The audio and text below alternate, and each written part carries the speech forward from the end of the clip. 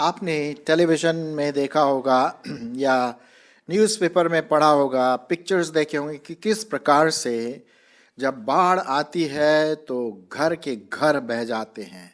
और बहुत दुख का समाचार है ये कि कितने घर ऐसे तबाह हो गए, कितने स्कूल्स ऐसे ख़त्म हो गए, क्योंकि उनकी नींव मजबूत नींव नहीं थी, सिर्फ मिट्टी की ही थी और सिर्फ सतह सतह पर उनकी नींव थी।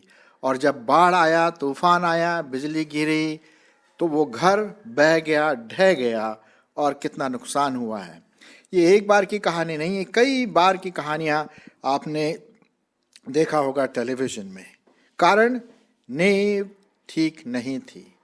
किसी भी घर के लिए गहरी नींव, पक्की नींव बहुत ज़रूरी है।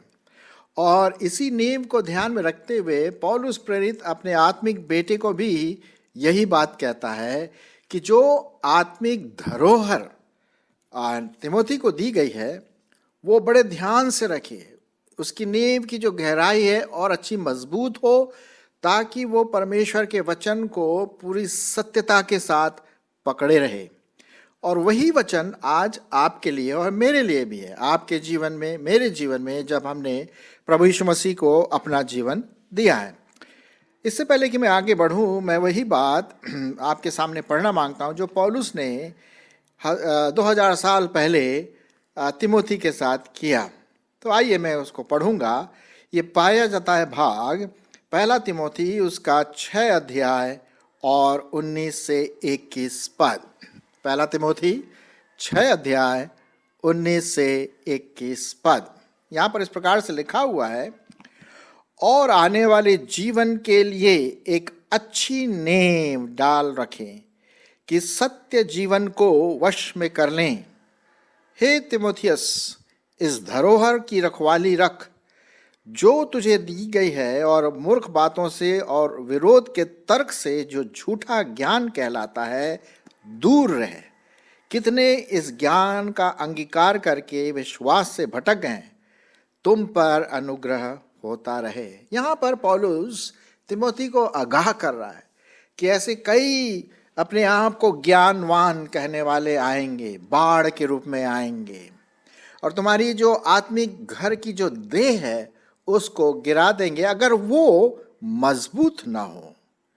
और जो ज्ञान, जो झूठी शिक्षा, झूठे ज्ञान, फॉल्स फिलॉसफी जिसे हम कहते हैं, यदि हम उसकी ओर ध्यान देंगे, उस प्रकार का ज्ञान, तो हमारी जो धरोहर है, मसीही धरोहर, मेरे जीवन में खत्म हो जाएगी। और ऐसे मैंने देखा कई लोग ठंडे हो गए, वो पहला जैसा विश्वास अब उनका नहीं रहा।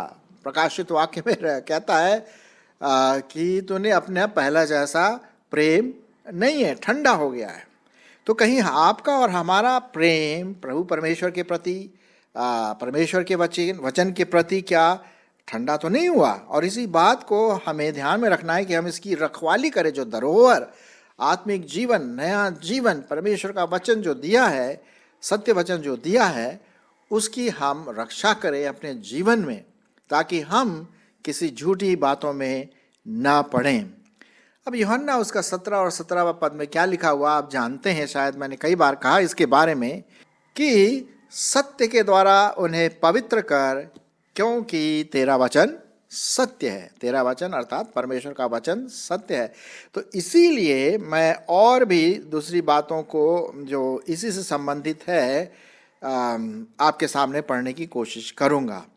पहला जो रेफरेंस मेरे सामने यहाँ पर आया है वो है 2 तिमोथी 3 अध्याय 14 से 16। 2 तिमोथी उसका 3 अध्याय और उसका 14 से 16। यहाँ पर परमेश्वर के वचन के बारे में लिखा है कि ये सत्य वचन जो हमें सत्य अनंत जीवन देता है, किस प्रकार से मैं अपने जीवन में उसको पकड़े रहूं, उस नाव में रहूं। अगर मैं डूब गया तो मैं नीचे गिर जाऊंगा। आइए हम पढ़ेंगे 2 तिमोथी उसका 3 अध्याय 14 से 16। पर तू इन बातों पर जो तूने सीखी हैं, जो सीखी है, जो मैंने बताया, जो तेरे माँ बाप ने सिखाया, जो सत्य वचन सीखी है और विश्वास किया था, यह जानकर दृढ़ बना रहे, दृढ़ बना रहे, वही पक्की नेह वाली बात आ गई, दृढ़ बना रहे कि तू उन्हें किन लोगों से सीखा है। और फिर 15वां पद, और बालकपन से पवित्र शास्त्र तेरा क्या है, जाना हुआ है, जो तुझे मसीह पर विश्वास करने से उद्धार प्राप्त करने के लिए क्या बनाता है, बुद्धिमान बनाता है। ये वचन के द्वारा ही ये जो आत्मिक धरोहर, परमेश्वर का धरोहर, अनंत जीवन का धरोहर हम वचन से सीखते हैं और उद्धार पाते हैं, वो हमें बुद्धिमान बनाता है। दूसरी जो शिक्षाएं हैं और जो सत्य से परे हैं, झूठी शिक्षाएं जो हैं, तरह तरह की फिलॉसफी, तरह तरह की विचारधाराएं, उससे हम अलग रहना है। क्यों? क्योंकि 16वां पद में लिखा हुआ है, संपूर्ण पवित्र शास्त्र परमेश्वर की प्रेरणा से रचा गया है और उपदेश और समझाने, सुधारने और धार्मिकता के शिक्षा के लिए क्या है, लाभदायक है, ताकि परमेश्वर का जन सिद्ध बने और हर एक भले काम के लिए तत्पर हो जाए। तो हमें इन बातों से टर्न अवे, अलग नहीं होना है। उस धरोहर को जो प्रभु यीशु मसीह ने दिया है, अनंत जीवन, नया जन्म, उद्धार और परमेश्वर का वचन, उसको पकड़े रहना है, पकड़े रहना है, वो छूट न जाए, पक्का नेह बने रहना है। अभी मैं बताऊंगा किस प्रकार से वो नेह और पक्के हम कर सकते हैं।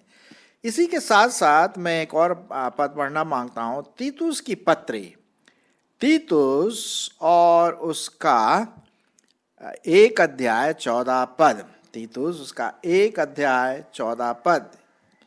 यहाँ पर लिखा हुआ है, यहूदियों की कथा कहानियों और उन मनुष्यों की आज्ञाओं पर मन न लगाएं जो सत्य से भटक गए हैं या भटक जाते हैं। ये देखिए बहुत सुंदर परमेश्वर का वचन दिया है। 13वां पद भी मैं आपके लिए पढ़ लेता हूँ, तीतुस उसका 1 अध्याय 13वां पद। ये गवाही सच है, सत्य है, इसलिए उन्हें कड़ाई से चेतावनी दिया कर कि वे विश्वास में कैसे हो, पक्के हो, अनब्रेकेबल। जैसे ना घर जो चट्टान की नींव पर बनाया जाता है, पक्के हो जाना है। और यहूदियों की कथा कहानियों और उन मनुष्यों की आज्ञाओं पर ध्यान न दिए जो सत्य से क्या हो गए हैं, भटक गए हैं, कैसे भटक गए। अब आप देख रहे हैं कि आजकल मीडिया के समय में व्हाट्सएप हुआ, वीडियो हुआ और आपका फेसबुक हुआ और पता नहीं चैटिंग है, कई प्रकार के नए नए आ रहे हैं मीडिया में, ठीक है। और कई प्रकार की शिक्षाएं आती हैं उसमें, कहीं ये वाला मेडिटेशन, तो कहीं वो वाला ज्ञान, तो ये वाला ज्ञान, इसका उच्चारण करो, उसका उच्चारण करो। ये क्या है? ये झूठी बातें हैं जो सत्य के ज्ञान से परे हैं। अभी कुछ समय पहले मेरे पास एक व्हाट्सएप आया और उसमें किसी ने लिखा कि अंकल आप इसको जरा चेक करिए कि कैसा है। और मैंने जब चेक किया तो बाहरी रूप से तो बहुत अच्छा दिख रहा था, ये करना चाहिए, वैसा सोचना चाहिए, मेंटल हेल्थ, आपका जो मानसिकता है वो अच्छा हो जाएगा। लेकिन जब अंदर मैंने गया उसके उस वेबसाइट में, तो वहाँ पर अन्य जातियों की जो प्रचलित शिक्षा, दीक्षा, मंत्र उच्चारण ये जो हैं वो उसमें पाया। अब देखिए कैसा शैतान भरमाता है लोगों को। और फिर मैंने उनको फ़ोन किया, उन्होंने फिर मैंने बताया कि ऐसा ऐसा है, आप इसमें बिल्कुल न जाए। अगर आप इसमें चले गए, ये ज्ञान वाली बातों में, मेंटल पॉजिटिव मेंटालिटी जिसे हम कहते हैं, सकारात्मक सोच, अरे साहब जब सत्य नहीं तो सकारात्मक सोच कहाँ से आएगा। तो मैंने उससे कहा बिल्कुल उसमें मत फंसिए, ऊपरी रूप से बहुत अच्छा दिखता है लेकिन अंदर बिल्कुल सड़ा देगा, मसीही को अपने प्रेम से ठंडा कर देगा, वचन से अलग हटाएगा, प्रभु से दूर करेगा। वो बहुत अप्रिशिएट किया उसने कि थैंक यू अंकल बताने के लिए। बहुत ज़रूरी है प्रियो कि हम आजकल के जो कई प्रकार के तत्व ज्ञान आ रहे हैं उससे आपको और हमको बहुत होशियार रहना है और हर एक चीज़ को अच्छा ज्ञान के रूप में न लें, क्योंकि उसका जो सेंटर है वो अन्य जातियों का है और ईविल है, बुरा है, शैतान की ओर से है। इसलिए आपको बहुत उसको खंगालना है कि सचमुच में ये ज्ञान परमेश्वर की ओर से या संसार की ओर से। दो प्रकार के ज्ञान हैं, एक तो ज्ञान ऊपर से आता है जो परमेश्वर का ज्ञान है, जो पवित्र है, सत्य है, और एक नीचे का संसार का ज्ञान जो ईविल है, बुरा है, खराब है और बुरी आत्माओं से जुड़ा हुआ है। तो हमें इनसे बहुत होशियार रहना। यार यही बात पौलुस तिमोथी को बता रहा है कि जरा तू होशियार रहना तिमोथी, तू किसी के बहकावे में ना। और यही बात मैं आपको भी बता रहा हूँ मेरे प्रियो, कि आजकल कई प्रकार की शिक्षा दीक्षा, इस प्रकार का अपने शरीर को एक्सरसाइज करो, वैसा करो, कंसंट्रेट करो, इस बात पर मनन करो। क्या है ये परमेश्वर का वचन नहीं है। आप तौलिए देखिए परमेश्वर के वचन से कि क्या ये परमेश्वर के वचन जो आप ज्ञान सीख रहे हैं परमेश्वर के वचन के आधार पर है या नहीं। नहीं तो बिल्कुल छोड़ दीजिए, आप बिल्कुल छोड़ दीजिए। मैंने उससे कहा आप इसमें सम्मिलित ना हो। बहुत वो खुश हुए। खैर हम आगे बढ़ेंगे। एक और बहुत इंपॉर्टेंट पद है जो मैं आपके सामने पढ़ना मांगता हूँ। 3रा अध्याय तीतुस, उसका 3रा अध्याय और 9 पद। क्या लिखा हुआ है यहाँ पर? लिखा हुआ है कि मूर्खता के विवादों और वंशावलियों और बैर विरोध और उन झगड़ों से जो व्यवस्था वचन के विषय में हो बचा रहे, क्योंकि वे निष्फल और व्यर्थ है।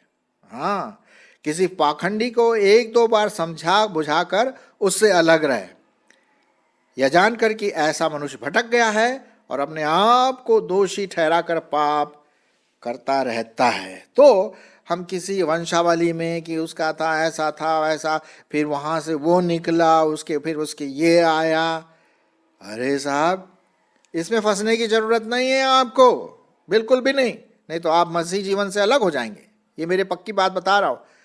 हर चीज़ को आप परमेश्वर के वचन से तौलें, क्योंकि वही सत्य है। अगर वचन नहीं कहता है तो उससे कोसों दूर है। और यदि आप किसी को जानते हैं जो इसमें फंसा हुआ है, कई प्रकार के तंत्र मंत्र और ये शिक्षा दीक्षा, ये एक्सरसाइज वो एक्सरसाइज, बिल्कुल भी नहीं, बिल्कुल भी नहीं। सबसे बढ़िया एक्सरसाइज है आप चलिए फिरिए, दौड़िए, बैडमिंटन खेलिए, कबड्डी खेलिए, ये बढ़िया एक्सरसाइज है। उछल कूद करिए। और कुछ ऐसे हैं जो दूसरे प्रकार के विचारधाराओं को जो परमेश्वर के वचन के आधार पर नहीं है वहाँ ले जाती, तो आपको नष्ट कर देगी, पक्की बात है। तो इस प्रकार के ज्ञान दिखता बहुत अच्छा ज्ञान है ना, ज्ञान साहब, ज्ञान मार्ग। जी नहीं, हमारा एक ही ज्ञान मार्ग है और वो है प्रभु यीशु मसीह, जिसने कहा मार्ग, सत्य और जीवन मैं ही हूँ। और उस धरोहर को पकड़े रहना है, संभाल के रखना है, नहीं तो आप ठंडे हो जाएंगे अपने मसीह जीवन में। कुलुसियों की पत्री, उसका 3 अध्याय और 8 पद, माफ करना 2 अध्याय। कुलुसियों की पत्री, उसका 2 अध्याय और 8 पद। देखते हैं क्या लिखा हुआ है परमेश्वर के वचन में। चौकस रहो बहुत अच्छा शब्द आया, चौकस रहो, कि कोई तुम्हें उस तत्व ज्ञान और व्यर्थ धोखे के द्वारा अहेर न बना ले जो मनुष्यों की परंपराओं और संसार की आदि शिक्षा के अनुसार है, पर मसीह के अनुसार नहीं। पर मसीह के अनुसार नहीं, क्योंकि उसमें मसीह में ईश्वरत्व की सारी परिपूर्णता सदैव वास करती रहती है। सो मेरे प्रियो, चौकस रहना है। अब आपने देखा होगा, अगर आपके घर में कुत्ता होगा, या आपने देखा होगा जिनके घर में कुत्ता होता है, बड़े क्यूट कुत्ते होते हैं, और जैसे ही या कोई मालिक आ जाता है तो बिल्कुल पूंछ हिलाने लगता है कि नहीं? अब हाँ, अपना ही है भैया, अपना व्यक्ति है और बड़ा प्यार से और जीभ को इधर उधर लपलपाएगा। लेकिन कोई अनजान व्यक्ति उस घर में आता है, कान खड़े हो जाते हैं, एकदम सतर्क हो जाता है, ये कौन है? ये तो कोई अनजाना व्यक्ति है। हाँ, और भौंकने लगता है। आप जानते हैं, इसीलिए बताते हैं कि कुत्ता अच्छा घर की रखवाली करता है। उसी प्रकार से जैसे कुत्ता चौकस रहता अन्य जो दूसरे अनजान लोगों के लिए, उसी प्रकार से आपको और मुझे चौकस रहना है। ऐसे तत्व ज्ञान, ऐसी शिक्षा दीक्षा, ऐसे तंत्र मंत्र, ऐसी फिलॉसफी, ऐसी विचारधाराएं जो व्यर्थ की है, सुनने में बहुत अच्छा लगता है। हाँ, आपने देखा हो कई लोग ऐसे प्रचार करते हैं और बस बैठे हुए हैं और दे रहे हैं, बहुत सब लोग खूब ध्यान से सुन रहे, सुनने में बहुत अच्छा लगता है। हमें प्रेम करना चाहिए, दूसरों की सहायता करना चाहिए, सत्य बोलना चाहिए। अरे ये तो सब जानते हैं, करना चाहिए, लेकिन होगा कैसे जब तक कि मेरे जीवन में पाप का स्वभाव है। और वही सत्य हमें पकड़ के रखना है, उद्धार वाली बात। तभी हम सत्य की बात कर सकते हैं, तभी हम परिवर्तित जीवन के बारे में सोच सकते हैं, तभी हम एक दूसरे से प्रेम कर सकते हैं सच्चे रूप से, है ना। नहीं तो बाहर से कुछ, अंदर से कुछ और। तो इसीलिए लिखा हुआ है कि आपको और हमें चौकस रहना है, सावधान रहना है कि कोई आपको और मुझको किसी प्रकार के तत्व ज्ञान, फिलॉसफी, विचारधारा, व्यर्थ धोखे के द्वारा हमें अपने आप को शिकार न बना ले, अपने आप मुझे शिकार न बना ले, खूब चिकनी चुपड़ी बातें कर करके, ऐसे करके। और जो मनुष्यों की परंपराओं और संसार की आदि शिक्षा के अनुसार है, पर मसीह के अनुसार नहीं। सो मेरे प्रियो, हमें इस बात का ध्यान रखना है, जैसे पौलुस ने तिमोथी को, जो उसका एक आत्मिक बेटा था, आत्मिक तरीके से उसने उसको समझाया, बुझाया कि भाई होशियार रहना, तू बहुत सीधा साधा व्यक्ति है, कोई भी तेरे को खींच लेगा अपनी तरफ, तो मजबूत बना रहा, तेरी देह मजबूत बनी रहे, वचन पर तू बना रहे, प्रभु यीशु मसीह की शिक्षा पर बना रहे, कहीं ऐसा ना हो कि कोई तुम्हें खींच के ले जाए।